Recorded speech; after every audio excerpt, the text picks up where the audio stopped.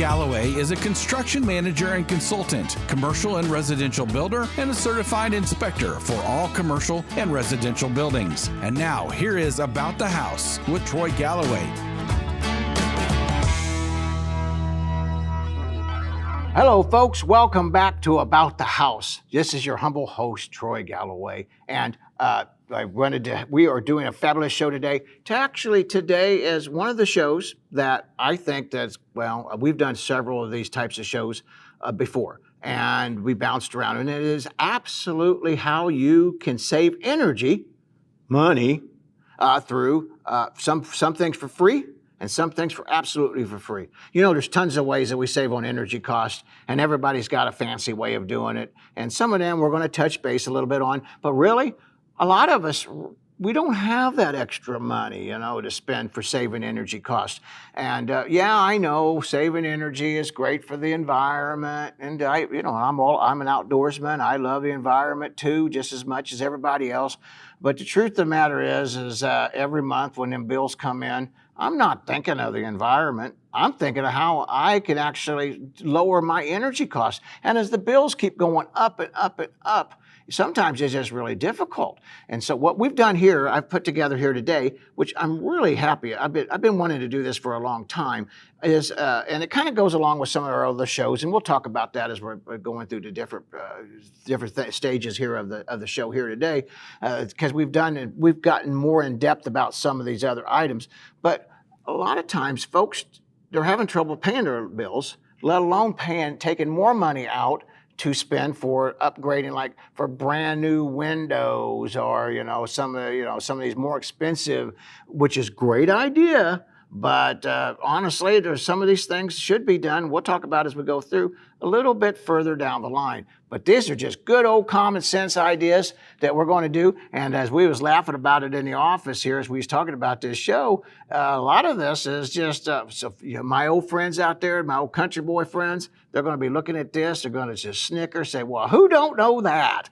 Well, folks, there's a lot of people that don't have these. Was never raised that way. They was always been fortunate enough that they never had to worry about these things, and now they're thrust into a position or a place that they have to. And we got a lot of younger people that they've never had to. Thank goodness, they've never had to worry about it. But I'm from the generation that we literally had gas shortages, things like that caused us a lot of grief, and we had to improvise. And now we see in states like California and some of our West Coast states having these rolling brownouts and such. So I think this is an absolute one of the better shows that we've been doing, and it's good for winter and summer. So heck, let's jump right in here. And what I really wanted to do is start talking about sealing air leaks around your house. And we want to try to, we start doing that. Where is our biggest culprits for our air leakage at? Well, doors and windows. So what can we do to help save some money on that? And like I say, some of these are just going to be some really economical ways of saving, and some of these ideas, they may look a little funky, but they're going to save you a ton of money. But look here, let's jump right in here for windows here. Windows, for instance, here now you can get brand new sealant. You can see there's different types of sealers that we have here, weather stripping, and to go around your windows, same with the doors. And we talk about that, the different types of weather stripping, the bubble seals and such on other shows that we've done in the past. So I default back to them and highly encourage you to pull them up because there's tons of great information. And that's what construction consumer advocacy is all about, is educating the people out there so that they can maneuver through the world of construction and home ownership as best as possible. Heck, that's why we wrote this book right here, how to hire a building contractor. Folks, I have a quick pitch on this book. If you liked this book, if you like this show, and you'd like to get a free copy of this book, hit like and comment, like and subscribe to our radio channel here, YouTube channels, and hit a comment down below. Say, Troy, I'd like to have one of them books, and automatically we'll get contact with you and get it sent. A book like this, if you're going to hire a contractor, will save you. It really will save you thousands of dollars. And if you're a contractor and you follow this book, you can even actually make more money. So anyway, so much for the book and the constructive consumer advocacy. We'll talk a little bit more about some of that as we go along. But let's get back here to the weather stripping here. Sorry about the sidetrack, but that was something that kind of needs to be brought up too. Anyway, so we got all this different kind of weather stripping, and it's really simple to put on. And this is actually something that if you kind of a do-it-yourselfer or you're not a do-it-yourselfer, maybe you're a single mother trying to, feed her families. You and the kids can make this a Cub Scout project or something like that, weather stripping, doing things which really, really helps. Well, so look at this. Here's some more of this weather stripping. So you can see just how simple it goes. And now this one here that they got has got an adhesive. You just literally take that and stick that right onto your jamb and you put that around. So stand back. This is how I like to do it. If you can stand back from your door and you look around the perimeter of your door, and if you see any daylight, you can just automatically, that's guaranteed. That's a ton of air sweeping coming through your house, sucking the money. Energy, but it's sucking the money right out of your house. What was a politician once said, you can hear the sucking sound. So anyway, same with that right there. So if you see any daylight, now there's same with windows too. If you see any daylight around windows, now you're going to see probably more around your doors than you ever will your windows, but windows really bad too. And we'll talk about that too a little bit. But your windows where you got your different sashes, that raises up and down or opens up, that's always a weak spot around the perimeters. But so if you see any daylight, that's one way. Another way that you can do it, and it's kind of an old-fashioned way. Back in the old days, we used to take a cigarette. Now, I don't recommend you to do that anymore, but we'd take a cigarette, we'd light it, and we'd just go around the perimeters of the doors and around the windows, and you just see where that smoke is coming and just blowing out. If you start seeing it being blown back in, that shows you a weak spot.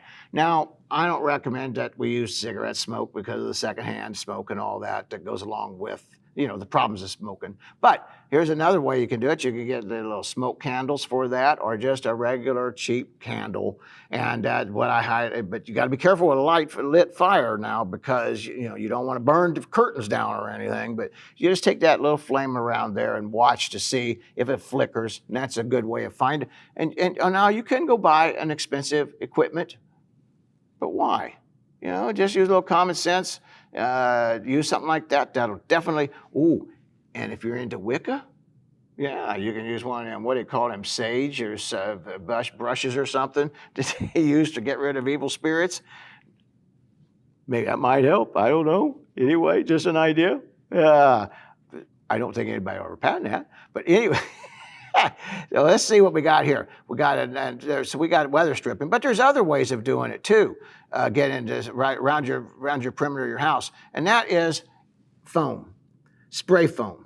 Now, folks, please remember this: on spray foam, you've got expandable, where when you spray it in there, it just continues to expand, and it's really great stuff, and it'll find all your crevices and things, but in tight areas like around your windows, if you use the expandable, which don't, then that could literally cause the functionality of your windows or your doors to cause you problems. So use non-expandable foam. And that way, of course, that cannot be exposed to the elements, but, around the jambs, well, let's just talk about that, like right around your jambs. Look here. See how we're doing this one right here? We could put it right in between here so as it cuts your air. We can use, some people use insulation. Insulation's great, but remember, insulation works in a manner of dead air space. So when you cram that insulation in it, all you're doing is making an air blockage where this foam insulation will literally create a air blockage and a little bit of insulation. You can also caulk that too around through here. But caulking especially when you get like this thicker stuff right in here, or like up in here, that caulking will shrink on you. And then over a course of time, you don't even realize it because you put your trim around it. Might not even see it. So that's why the foam is a great product for that. But it's a fabulous way of doing it. Also, we're going to talk about some plastic around windows and such, and bubble wrap. I'm going to be talking about bubble wrap a lot, because it is one of those items which absolutely works fabulous for insulation purposes. And what do we do with it? Besides us guys, we take a pop the air pockets. Guilty. Actually, we was always teased that it was a great Christmas present for the kids. But anyway, because of the dead airspace, that works great. But there's other ways now to cut that air filtration down too. Now at your bottom of your door, if you see, say, Troy, I see air coming up underneath my bottom of my door where the threshold is. What do I do there? Well, if you see one of them thresholds with the screws in it, that can be adjusted. We talk about that on other shows too. That can be adjusted up or down, and it's a seasonal thing. There's door sweeps that you could use and put that on it. But that all costs a little bit of money too, not much, and it takes a little bit more talent to put something like that on. But here's a good old-fashioned way. We did it all the time, and we call them door snakes. Now, this is the first thing I know. Door snake. No, this is not the kind of door snake we're talking about. I don't know why this nut's got a big smile on his face, because I got a feeling if I had a snake like that crawling all over me, well, it would be happy face it'd be looking. But no, this is what you want. Not a real one, but like this. This is it's not a door snake. This is a doggy snake. But, just something like this up and down through your door to keep that draft from coming into your house, because that really helps a tremendous amount of blocking that in. Now, here's another one here, and this is one that you could literally that you could try to make yourself. And it's a different type of a door sweep. Really economical. You can use stuff like, for a door sweep, you can take what was them called, noodles that they play with in swimming pools, and cut that down and do the same thing like as you got right there and make it. And what do them noodles cost? You could probably get them for $1 or something at the dollar store, 50 cents, something like that. To save you a tremendous amount. All that air coming in and out, just cut all that down. A tremendous amount of air. Also, too, if I don't have, honestly, I might not have enough 50 cents. I might not have that extra $1.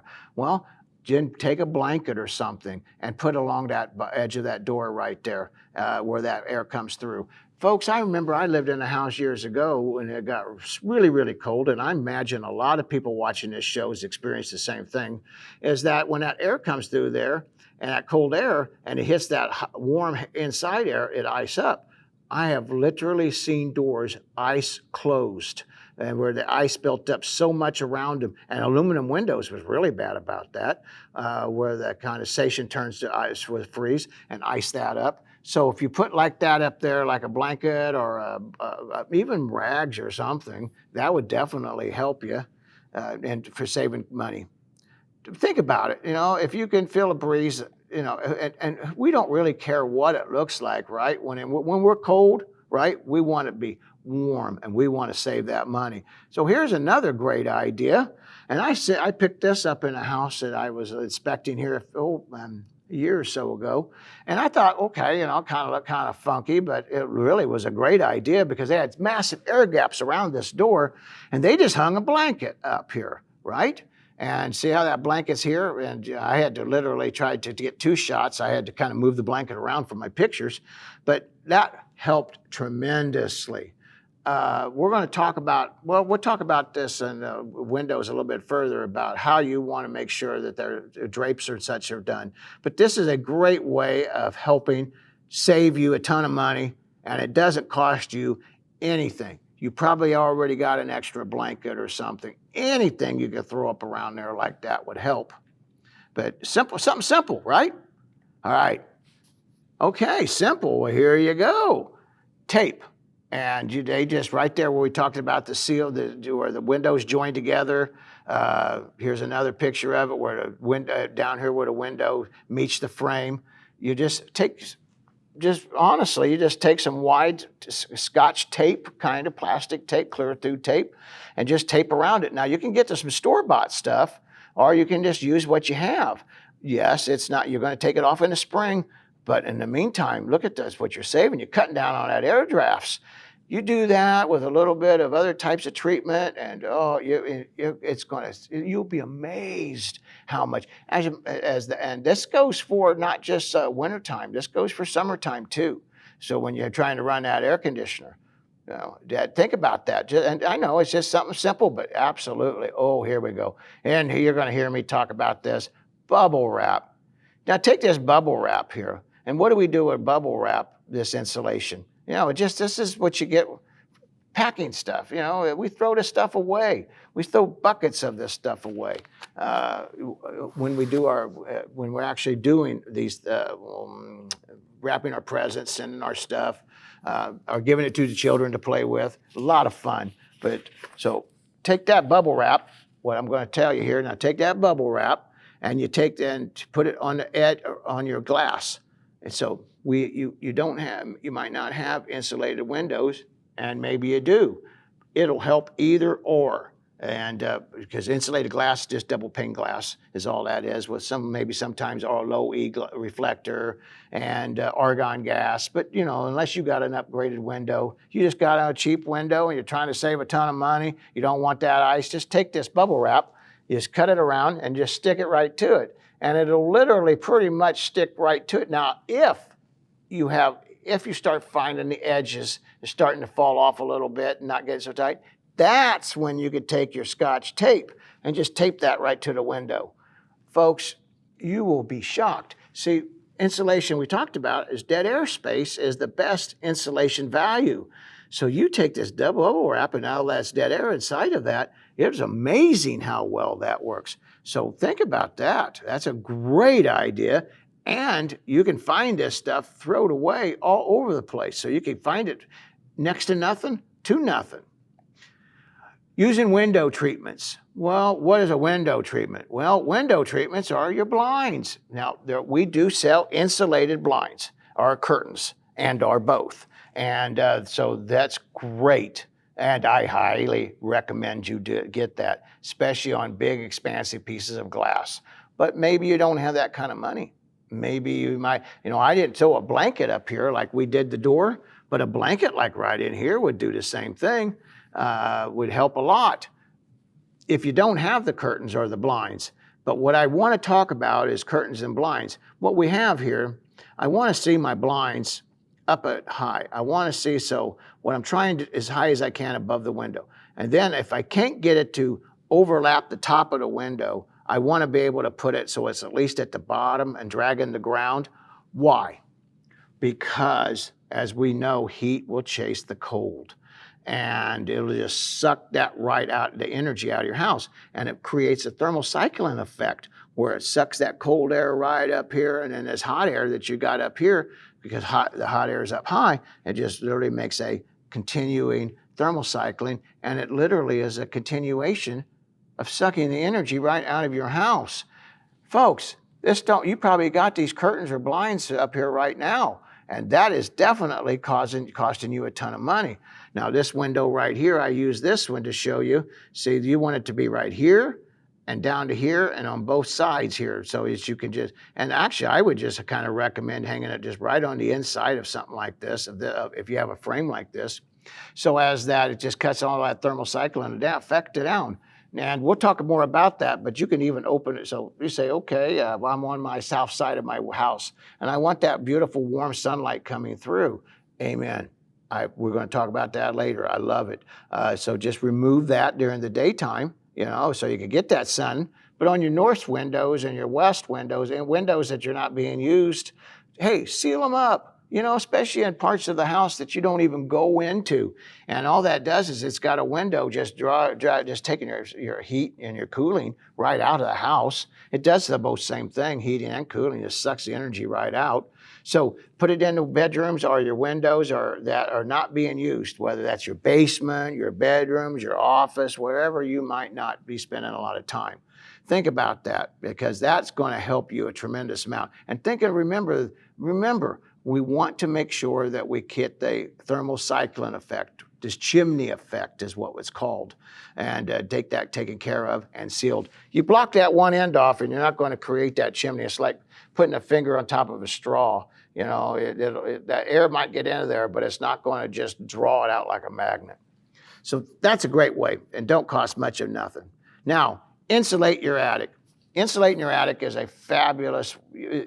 absolutely something you need to do. And I've got a lot of radio shows out there we've done about insulation, the different types of insulation, what you're looking for in your insulation. And we'll maybe hit a little bit more of that at the end of the show. But right now, just think about that. Now, insulation, you say, well, Troy, insulation, that's going to cost me some money. I don't really have that. I thought this was a show. I thought this was a show about how to save money. Okay, now here's a tip. Take a moment, get a pen and paper, write this tip down, because this tip can save you, I don't know how many tens of thousands of dollars in the long run. Here is your tip. Go to almost every municipal utility company or rural utility company and our investor-owned utility company, whether it be gas or electric. They have programs out there. Now, there's other programs, government programs too, but they have programs to either offset the cost or for free if you hit the right, criteria. But even if but they got a lot of them out there. You could be a multi-billionaire and still get discounts, for your insulation. And why not? And the reason they give this value, honestly, these power companies act like they're giving you this big old blessing. They're not, and they are. There's no doubt you're getting a blessing from it. But the big thing is because in today's world, they're generating all the electricity they could possibly can. They don't try to build power plants to generate energy that they don't use or don't need. Well, now that we got more people, more power and such, we're kind of, as we all know, we're kind of running into some energy crunches, and like the brownouts in the West Coast. So what we're doing then for and we could build new power plants, but a power plant's going to take us years to get past all the bureaucracy that goes along with it, and all the EPA and all the other regulations. And I'm not going to say the regulations are right or wrong, but they are overwhelming and they are billions of dollars. And the problem is, as I know, I was in the energy. I was on a board of directors for one of the big rural electric companies here in town.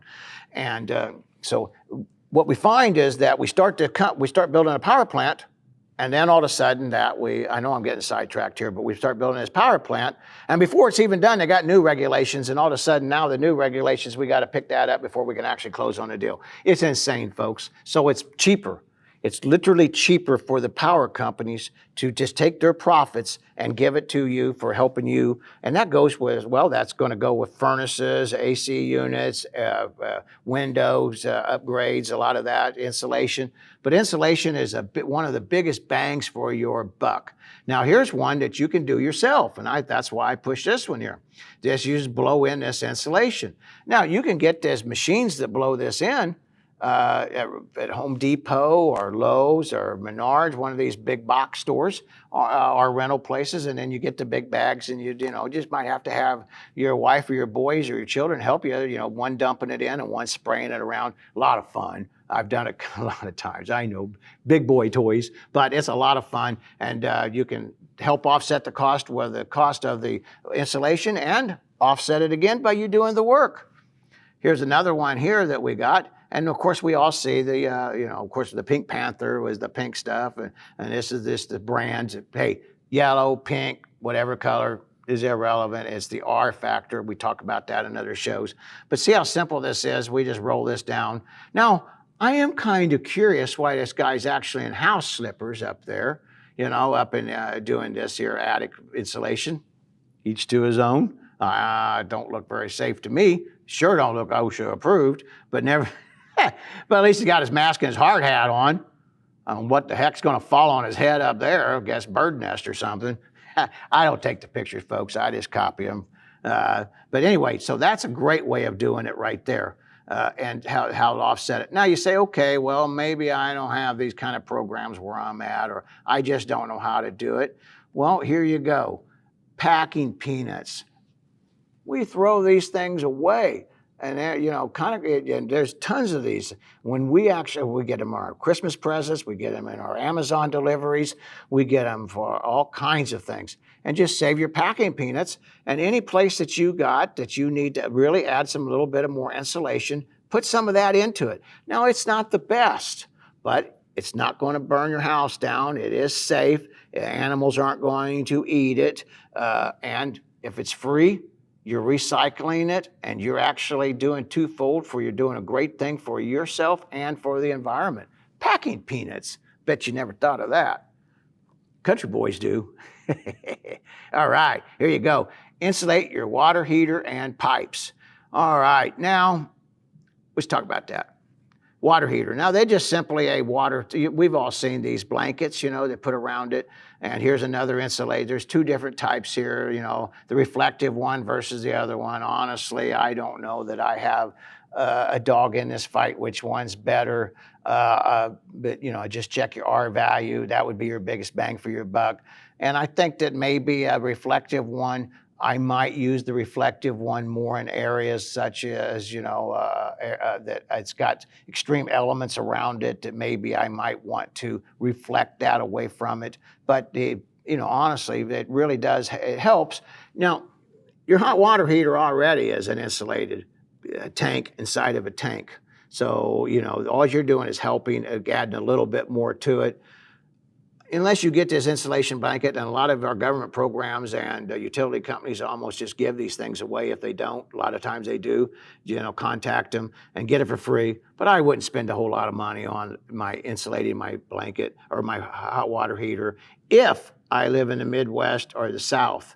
But if I live up in the northern climates, you can't do enough to help save money up there. I mean, or, if we got a hot water heater, heck, if a hot water heater, if you're down south and it gets too hot, what are you doing? You're saving money anyway. So what the heck, you're not trying to keep that.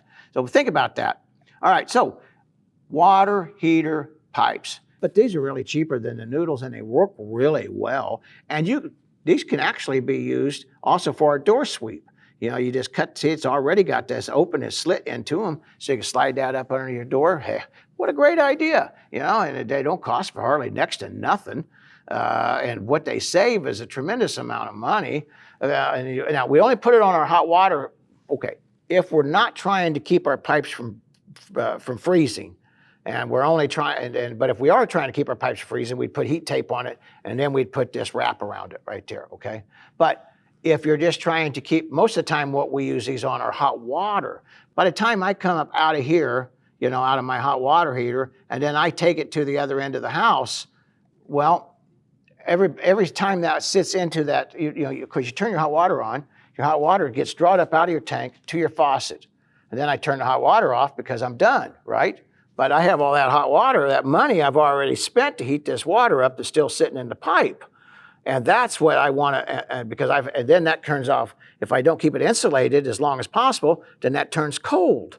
So my money, okay, it's already lost because it's just sitting there. And then I have to run all that water out to get the hot water come back in, and then the repeating of the process over and over again. So really, folks, this is a great way of saving money for your hot water pipes, and especially if you got any long lengths of at all. I highly recommend it, and for the bang for your buck, you can't beat it. Now, if you have if you don't have the money to do this, you can use all kinds of different types of insulation. Bubble wrap would even help, would actually work. Just take a little bubble wrap around it, tape it around with a little bit of duct tape or scotch tape or something. Anything to help cut that off. That'll help you tremendously. You will really be tickled that you did that. And you'll be able to tell really quick. All right, now here's one that's really not so much as if you're broke and you don't have a lot of money, but install a programmable thermostat.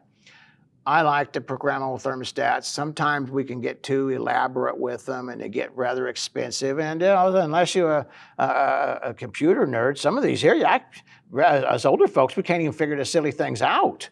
So if you do get one that's something that's user-friendly for your knowledge of technology. But most of the time, if you're broke, you don't have that kind of money anyway to buy something like that.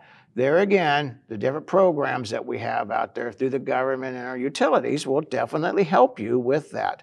And if you like to know more about this, the different programs that are out there, hey, hit like and subscribe, and then come down in the comment section. Reach out to me and ask me, and I'd be happy to talk to you about it, help direct you where you might go to your municipality or where your power company is at to help you find the right programs. And we also, through the Construction Home Advocacy Institute, we have a list of different government programs that you can, if you subscribe to our, and right now subscriptions for free, as we're trying to get as many people getting involved and getting it started as possible. But we'll give you the list of different government programs and where to go to and reach out. That'll help you tremendously.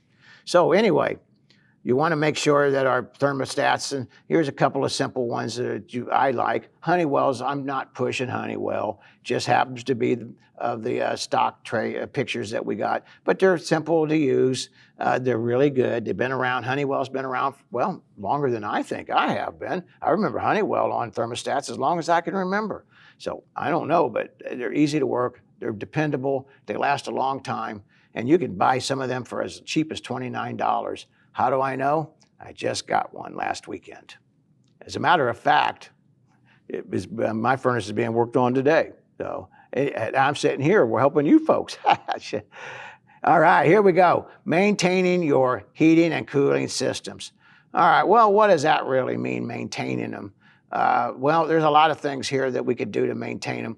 And for instance, on our air conditioners, when it's cooling season, wash these off. Make sure you don't have any grass cuttings or dirt on them, because that, like, they're kind of like a magnet. They will suck that dirt and that dust right up into it.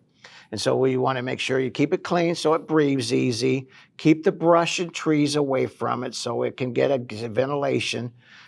Down here in the basement, you might want to get it serviced, have somebody check your furnace out once a year if you can do that. If you can't do that, go inside of it, open it up, and see if you see any kind of moisture issues or rusting or anything like that might cause you an alarm. Of course, you already know without me saying that, but I'm just going to say it one more time because it's that important. Make sure the filters are clean. Keep them filters replaced all the time, because what that's doing is it's keeping them yes, it does. It keeps the dirt and stuff from recycling back into the house, and you don't want that. But it also, that builds up, and then it kind of, actually then it keeps the air from flowing, and your furnace as such has to run twice as hard, has to run twice as long. Twice as long means it's costing you twice as much. So think about that. So, and make sure we take care of that. Now, we're going to talk about sealing and insulating the ductwork, and we kind of see some of that right here. Now, folks, this is a great idea, and to seal and insulate all our ductwork.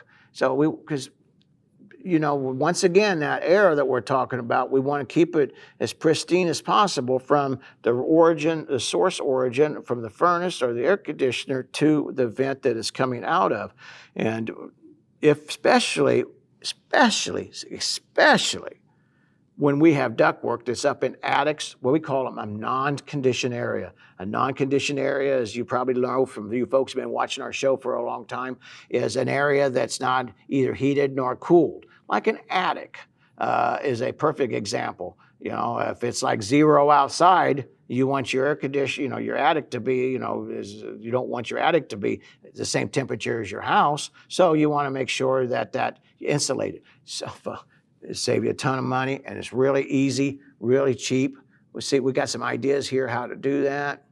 And here you go. Here's a great one. Now, this is just a simple aluminum wrap. Now, this is a professional done job. You don't have to get it professional. You can do whatever, all kinds of ideas on how to do this, but that you can do. But anything to help keep that up. Folks, even if you don't have the money and you got this non-conditioned area where this ductwork's going through, just go. I'm not kidding. Just go. If you find some old jackets, some old clothes, some old rags, and just kind of just wrap that with a little bit of tape, just anything to help insulate that. Because that old bare metal, it's definitely, it's just, it has no insulating value. As a matter of fact, it just conducts energy right through it on purpose. So definitely you want to make sure you get them wrapped. with whatever you can wrap it with. Now, here's going into a different world here than we been doing. But honestly, this will help you save a lot of money, maybe not on your heating and cooling cost, is energy efficient lighting. But it'll definitely save you money on your energy bill, right? Maybe not your heating, but because we want to get rid of our old incandescent lights. And most of we don't have many incandescent light bulbs left anyway, but there's still a few out there. And the old incandescent light bulbs, they produced a lot of heat, which is not good for, I've got an environment, I'm trying to keep areas cool. They are good for maybe the other areas, but there also could be a fire hazard if something's too close to it and you got too hot a bulb. So incandescent bulbs, if you can, just as you're replacing them, that'd be a great time to replace them with an LED. LEDs are the way, as we speak, LEDs are the best way to go. Now we got them squirrely bulbs and that you see, and they was promoted as energy saving bulbs. They was never energy saving bulbs. This is just one of the government cons that they perpetrated upon us. I remember when I was running at board with the energy company, and they told us they made us give these crazy bulbs out. I'm talking about the squirrely ones. I should have taken a picture of it here, but and I don't have a picture of it. But they're full of mercury, and they're hazardous waste. And if they break, that mercury can hurt and or kill your pets. Definitely give your children brain damage. And even if you read the fine print, it tells you how to dispose of it. It's also a halogen. It's also a fluorescent bulb. And that means that if you turn it on and leave it on for long periods of time, that'll help you save some money, like all fluorescent bulbs do. But it takes a while for that ballast to heat up. That's why on them type of light bulbs that you'll have is it'll take a while for them to heat up. So none of them type bulbs. Just as a matter of fact, get them out of your house, throw them away.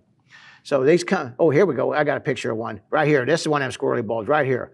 Yeah. Well, that is a no-no. And right here is the ballast. Right here. See that? That's what we was talking about, the ballast. So here's my incandescent bulb, so I guess what we're showing here is a stage. We started with candles. Okay. Ooh, I want to talk about that. We started with candles, went to incandescent. Then we're here with these, and now we're over here with LEDs, and which is really, really great. And LEDs last for a long, long time. Now, I want to remember this for a second. So we got the different bulbs now, and if you notice that with the new LEDs, they come in different light spectrums. So a little quick history on lighting. And hey, if you want to know more about lighting, I had a fabulous show with a lighting engineer out of Colorado. Go back, check it out. We did it a few months ago. Tremendous show. He's really popular. As a matter of fact, I've gotten him involved in doing some work for some big projects here in the Midwest, and he's just well loved, and the show has been well received. But anyway, real quick history, a little bit about lights. So years ago, naturally, we started off with candles. Well, we all know that the candle glow is really nice, but it definitely, has a golden type of yellowish hue.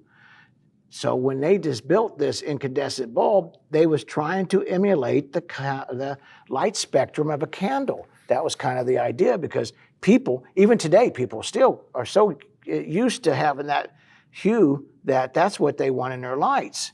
So when we kind of advanced up, we kind of grew until we got these different spectrums. We can have, I call it the red light spectrum, the white light. We got grow light spectrum. And we talk about that. Go to the radio show, listen to that. We're going to have them come back on and talk more about that with Doug on electrical or lighting engineering. But boy, I tell you what, they really do make a huge difference.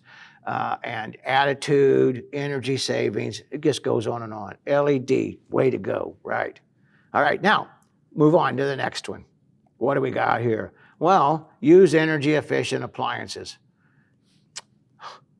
I'm broke, Troy. What do you mean energy efficient appliances? Well, there's not a lot I can help you with that, with your energy efficient appliances, but I am going to give you a little tip. When it's cold and you're trying to heat your house and you're trying to keep your health purposes at the same time. Just get a bucket of water, a pot of water, put it on your stove. We've been doing this forever, especially as wood burners, where we just actually make just dries our air out. And you get that boiling pot of water, and that moisture then adds to the home, and it makes you feel warmer. Even though you could say 68 dry versus 68 humid, it makes a huge difference. You'd feel cold 68 degrees dry versus 68 degrees humid. You'll feel like maybe stuffy.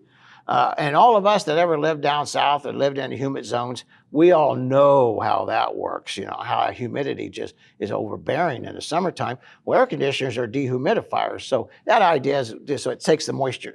Just to prove how it works, air conditioners are glorified dehumidifiers, and they remove the heat. But by getting that moisture out of your house during the summertime helps you keep cooler. Well, naturally, if you're doing that with summertime, then it works just the opposite of wintertime, right? So you can save money. Now, how would you know? But if you're going to get new appliances, try to get them upgraded to our energy efficient appliances. And how will you know if it's energy efficient? Well, the government has got this Energy Gold Star here, Energy Star, and this is the emblem. And be looking for that emblem. And when you do, once again, we got different programs through our power companies. Even maybe some programs are still left out there or will be put back into it anytime through our government programs, state programs, federal programs, county programs. Like I said, just contact us and we'll give you a list of government people to check with. But this is a great way. This is how you know that it's actually energy conservation. And if you're trying to build a greenhouse, a home for green living energy, not a hot house, but a green energy home, you would want all your energy appliances to be energy rated. And so, especially if you're all solar or windmill, because you're going to be so dependent on not using it anymore than you have to, because you're making your own source. You're being self-reliant. Well, here's another one here that I think a lot of people never even think about, but us country folks have been thinking about this forever. And that's the plant trees and shrubs around your home. And so like right here, let's look here now. They got these beautiful roses and that's all really pretty. But actually it's creating a sunscreen for the heat of the summer, so as that they're not getting this heat blast up against the house, and it's creating a nice, not just only a beautiful spot, but it's also creating a cooler spot. So the house stays a little cooler, which is fabulous. Now, of course, during the wintertime, this all dies off, and then you get the heat that you so desperately want and need. Now, here's a good old country house right here, and you show how they've got some trees. Now, I love the apple tree here. I don't think that's really going to help you much, but it'll keep doctors away, right? Yeah, but look here, we got the trees on this side of the house, and it's like on your southern exposure. You want southern or western exposure, because if you put it on that side of your home, that's going to keep the storms from coming through, air blockage. It's going to help for any kind of wind issues, sun issues from overheating your house. And then, of course, naturally, like I said, in the wintertime, all the, if it's the tree leaves and everything drop, and there you are. You got all this wonderful free heat, which we're going to talk about that a little bit more too, using free heat. But that's a great way of doing it. It's more for homeowners than it is for renters, but it's just think about it. If any way possible that you could do something like that, it would definitely help you. And here you go. Seal your fireplace and chimney. Now, what does that mean? Well, now my chimney, we got a damper up in here, and all fireplaces and wood stoves all have a little damper. Now, you'll know if that damper is open or closed, because if you burn a fire in that stove and that damper is closed, that little valve that goes right up inside, I tried to get a good picture of it, but I couldn't find a good picture to share with everybody. But you take out that damper, and if you leave that open, remember that chimney effect? Remember, we're going all the way back to the very beginning where we was talking about the curtains, right? The chimney effect, where it just sucks that heat right out of your house. Now, here's a great tip. Wintertime, we keep that damper shut, And right down in here, you always got a lot of these. Now this is a high energy efficient one here, but on our most of our fireplaces that burn actual wood or something, what we have is venting right here, and that fresh air comes into here. Shut them vents off too. Any vents that you have on that fireplace in the wintertime, when not in used, shut it. Keep them closed. Stop that vacuuming, that vacuum effect, sucking that heat right out. But here's a fabulous idea for summertime. If that works that away and sucks the heat out, well, how about I just open up my dampers in the summertime? Open up them vents. Let that heat go up there. Suck that naturally right out of the house. Pull that heat out. Doesn't cost you a dime. It's good for everything. For your service, it's good for your fireplace. It's also really great for your fireplace because a lot of times we keep them dampers closed during the summertime. Birds make nests in there. We don't realize that. And then come wintertime, we got these birds in there stuck in there. We can't get them out. Now we got to get a chimney sweep over there. So if you leave that open during the summertime, your birds, they will not be able to make them nest in there. Be uncomfortable for one, and if they do fall through, they're going to fall into your house, right? And then you just turn around and let them out. Now, right down here, these right here, now this is more for my masonry, not my precast or my freestanding fireplaces. This is more for our masonry fireplaces. But make sure that these doors are staying shut. Now these are normally below my fireplace, like either outside on my chimney, or it's downstairs in the basement, either or, depending if you got a basement or not. Make sure they stay shut, sealed. They're just for clean out anyway. So you want to make sure that's taken care of because they will definitely just let that cold air. You're not trying to lose it. You're trying to keep your energy unless it's summertime and of course the other energy, the non-desirable. All right. Now here you go. And I love this one. Here's a great one. And it's so cheap. Do you insulate your outlets and switches? Okay, what does that mean? How do you insulate them? Well, it's a great Ant's question. So right here, you get these foam rubber gaskets right here, and you can just cheap foam. Now, if you can't, you can buy for like $2 or $3, folks. For $2 or $3, you put these around there, and it's going to just you're going to cut that cost down tremendous because nobody can actually get insulated around them outlet boxes or anything as tight, as snug, and as we like to get. So that, and if you question me, which I hope you do over there and do that little candle test or smoke test and watch on a cold winter day. And just put your hand in front of the outlet, just feel it with your bare hand, and see, you can feel the cold. So when you put these around it, that takes care of the perimeter, right, of my outlets and my switches. But then for my outlets, these children's safety plugs, stick them into your house, into your outlets. Because even if you got this all insulated right up and through here, it's still you can still feel cold air coming through here.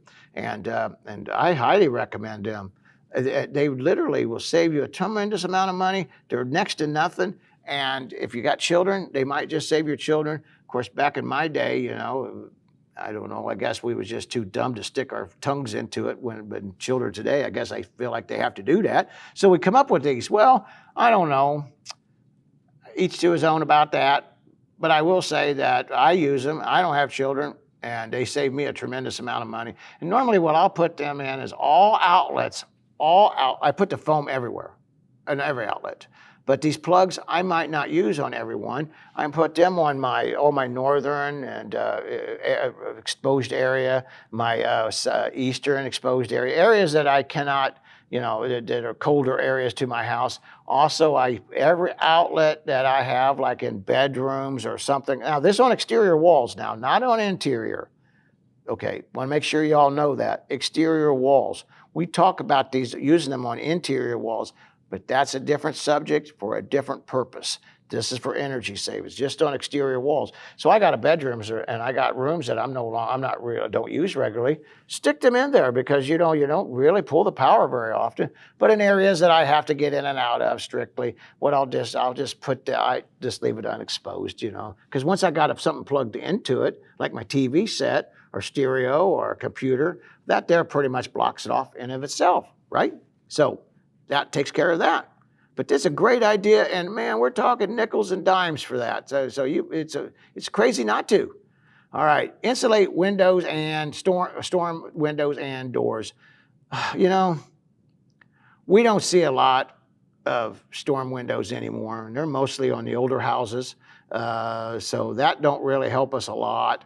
But we do have still some out there. We still got a lot of old metal windows out there. Now this is just using plastic. Just get some simple plastic. Well, folks, we used to do it all the time. I remember my daddy when I was just a little boy out there, and he would go out there and he'd hang them storm windows on, because he had them in the old days. You had to hang your storm in the wintertime, take it off and store it in the back room in the summertime. And then Dad would put the plastic on the inside of the window to keep any of the air from coming through, even on top of that. Worked tremendous. Now, and plastic is really, really cheap. There I'm talking about the bubble wrap again. Stick that bubble wrap up there and use that. Now, both of them do cut down on a little bit of your visibility of looking outside, but at least put it on every single window that you don't need to be nosy and checking out what's happening on the outside.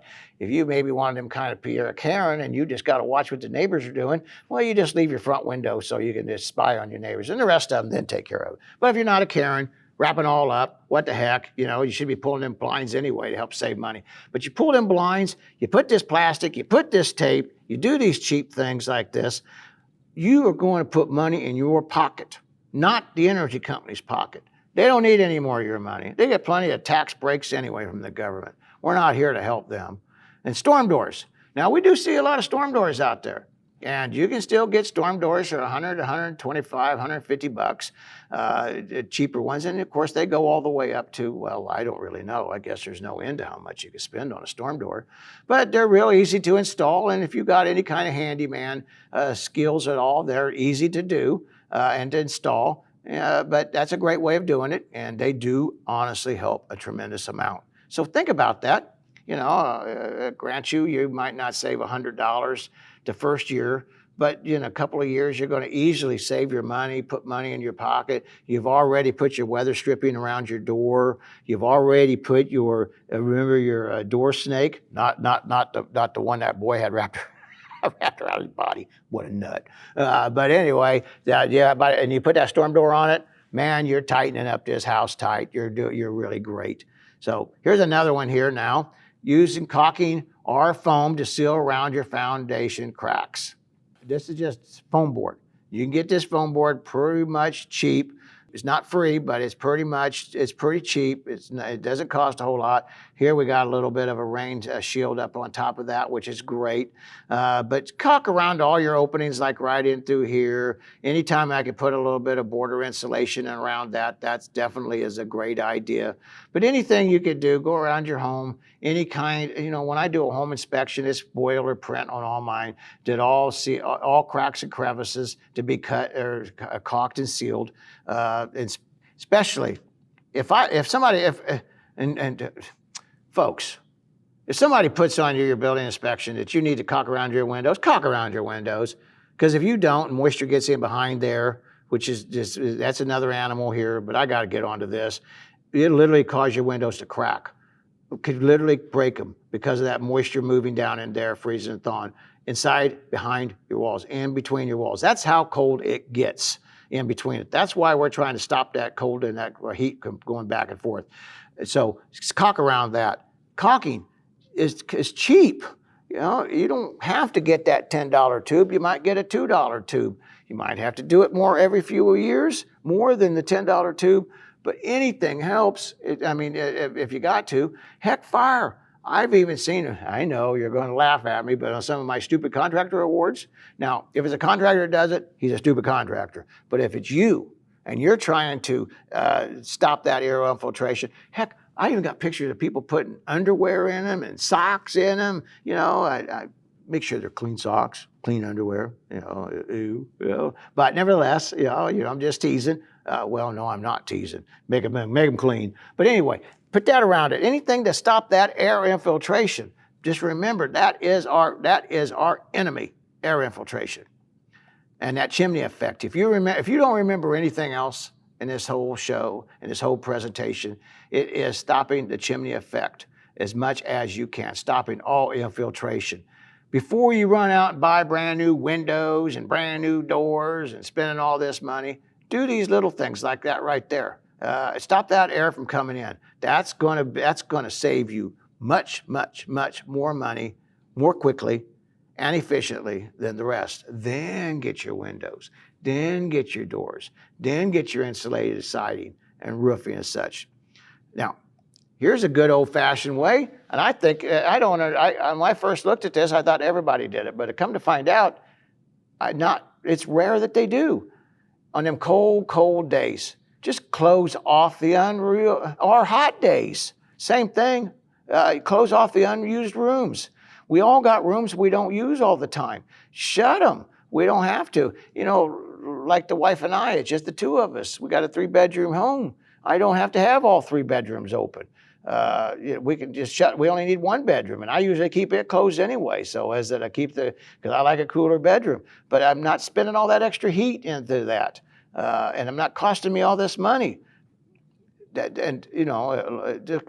how much, like this beautiful room right here. You could easily hunker down inside this room and shut these other rooms off. Man, if you can't make yourself at home in such a beautiful place like this and have to leave them bedroom windows or them office or storage areas or open when you're not being used, then you're just too dadgum spoiled. That's all I can say about that. And bedrooms are a great place that we can shut off because that's just one of them areas that we don't use unless we have children. And then naturally during children, we want to keep our bedroom doors open so we can watch what our children are doing, right? But other than that, most of us, we don't even need that. So think about that. Shutting them unused rooms off. Now, what's it cost you? Nothing. What could it save you? Big dollars. Big dollars. All right, now here you go. Let's move on to the next one because I think that's a kind of a common sense one. Sealing and insulating the garage. All right. Now, what does that mean? Well, the first one is our garage doors. And garage doors, we got a seal right here. It's called a bubble seal. Make sure you got a good bubble seal on there. Then this is store-bought insulation. And what we do, you can do this now with either store-bought or buy insulated garage doors. But this shows about how to do it cheap, how to save money. So you could folks, I've seen people just use cardboard, just sticking cardboard inside of the openings right here. That just several layers of cardboard. That actually helps. Believe it or not, that helps a lot. Because remember we talked about that duct work and how metal is such a good conductor of energy? Well, same here. That helps a tremendous amount. Just putting that. Now, bubble wrap was another great idea to use. Maybe you want to do a bubble wrap and cardboard, maybe a combination. Take your tape it up there. Anything that we're trying to stop that conduction of energy through is a fabulous way of doing it. Then a garage. Now, of course, us guys, we love our garages, and we love to have a nice, I insulated my garage. And our garage literally, I just had extra insulation. Didn't cost much. I threw it up there myself. I didn't worry about it being fancy or anything because I had no intentions of heating the garage. Well, I just was doing it because I was trying to make a thermal barrier between the exterior and my house through the garage. Well, folks, now, believe it or not, I could keep my equipment and stuff inside of my garage, and I've been down to below 0 and still not froze inside that garage. Still did not get below 30 degrees with no heat, except for the appliances, the deep freeze that was out there that was running. So this is a fabulous way, if indeed that you have that opportunity. All right? So let's just move on down here. And what we're going to do now is we're just going to do some just quick, easy bonus ideas. And to check your insulation, that's always a great thing. Check. If you look up in your attic, if you see your insulation is really dirty looking, what that's telling you is you got some major air filtration that's coming from the outside, sucking up the dirt right up inside of your attic. That's what that is. And once your insulation gets all dirty like that, then it loses its R value. You might think you got this high R value and you don't because it's so filthy. Well, first thing I say, get downstairs, get outside, get that sealed up. You know, make sure your insulation is a good place. Make sure it's all installed right. Make sure it's none of it hanging. Make sure none of it's falling off. It's definitely going to save you a lot of money, and it doesn't cost you nothing except your time. Use natural ventilation. We talked about that a little bit, about using the sun. Now, use natural ventilation. Take advantage of the natural opening of windows and ceilings and ceiling fans, which we didn't talk about that. The ceiling fans cost a little bit of money, but if you got them, that's a great way of saving money.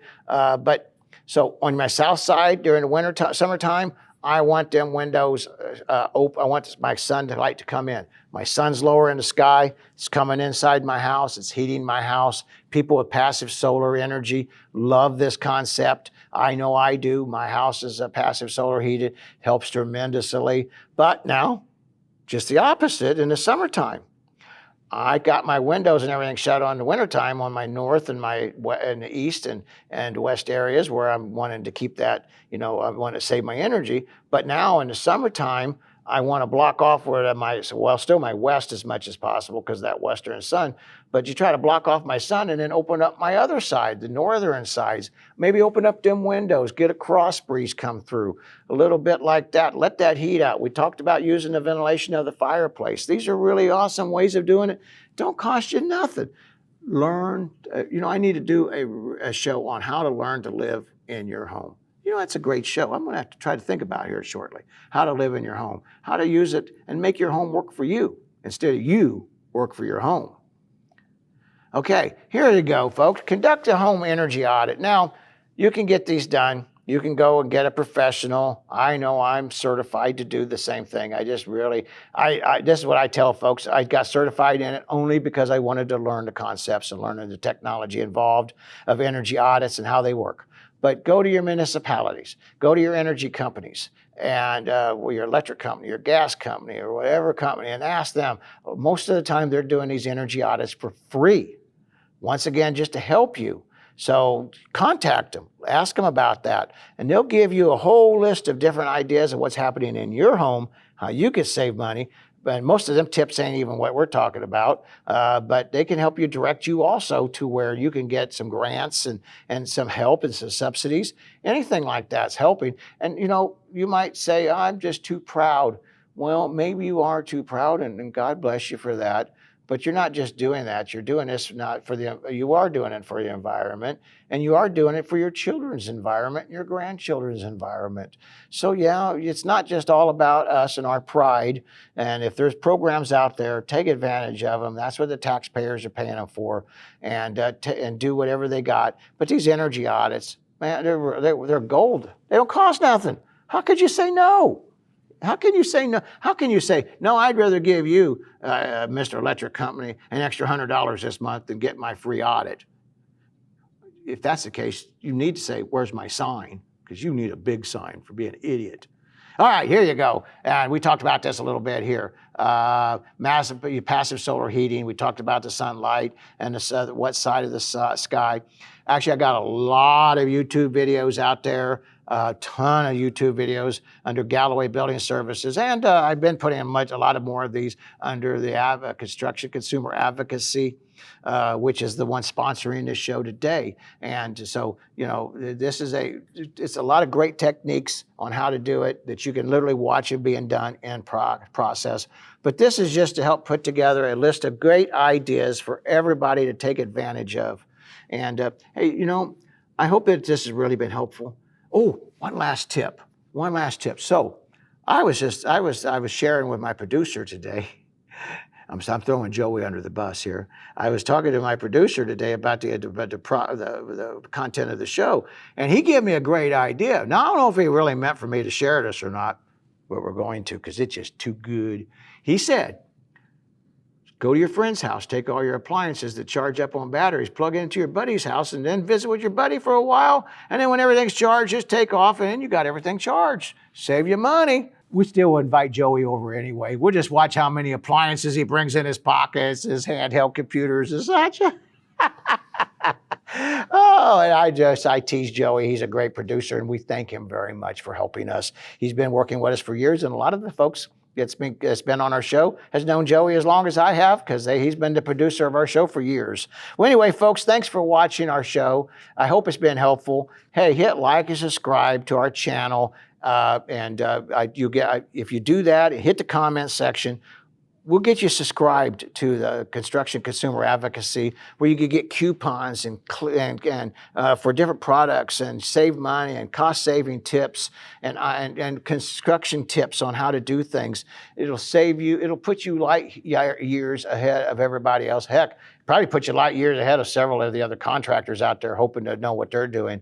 And hey, we'll even send you the book. You just ask for this book right here, How to Hire Contractors, your guide to hiring all building contractors.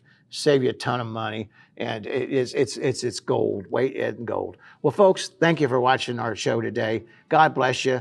Hit like, subscribe. We appreciate your help, and thank you. Sponsored by Troy Galloway and Galloway Building Services. GallowayBuildingServices.com.